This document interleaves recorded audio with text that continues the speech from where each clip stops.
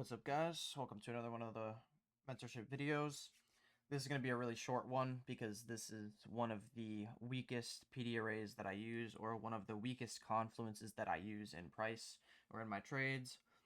But today we're going to be going over what a volume imbalance is. So a volume imbalance is just essentially what I'm showing in the picture. It is a separation in between two candles opening and the next candle is opening. So right here we can see that we opened around 43,051 with this candle right here. I don't have the tool.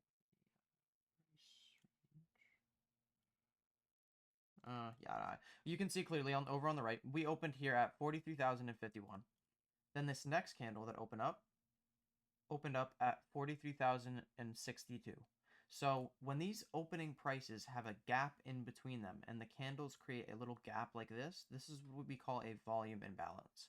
So just like all PD arrays that we use within our trading, this is just another confluence that we can use within our trading to expect a rejection from it.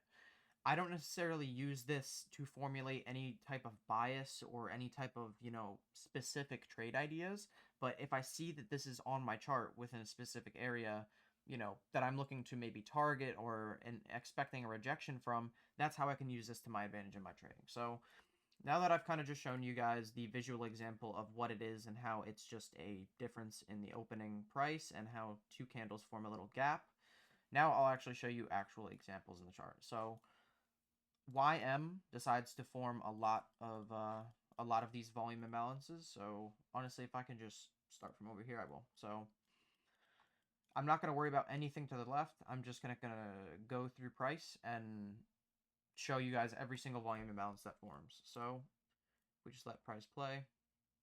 We can clearly see that these two candles have a gap in between them. The closure of this candle and the opening of this candle have this gap in between them. So you could identify this as your volume imbalance. Or if you wanted to as well, this is also technically part of the volume imbalance, but I don't usually include those. I just focus on the actual gaps that the candles form. So there's a volume imbalance right there. We let another candle form. We just formed, well, another volume imbalance. We had the closure of this candle and the opening of this candle, and it also formed this one right here on price. I'll actually zoom in a little bit so you can see it more. So we have this volume imbalance right here. So if I play another candle, just keep letting them play. Right here, we form another one. We have this candle. This is actually the candle that I used in the example. We have this candle right here that comes up, makes this volume imbalance, and then we have another one. Forms this gap in between these two little candles. This is a volume imbalance. We form another one right here. Just keep letting price play. We form another one right here. So you can clearly see what they look like and how they are just the gaps within the candles. And like I said, these are one of the weakest confluences or weakest PD arrays that I personally use within my trading. If I was to, just kind of let price play, we can see price returns into this, gives a little bit of a rejection out of this first volume imbalance right here. But most of the time, you're not going to see majority of these holding. For example, this one did not hold, so I can get rid of all of these. But then we can see we came down to this one, and then we rejected back up from it. Price also now just formed another volume imbalance right here.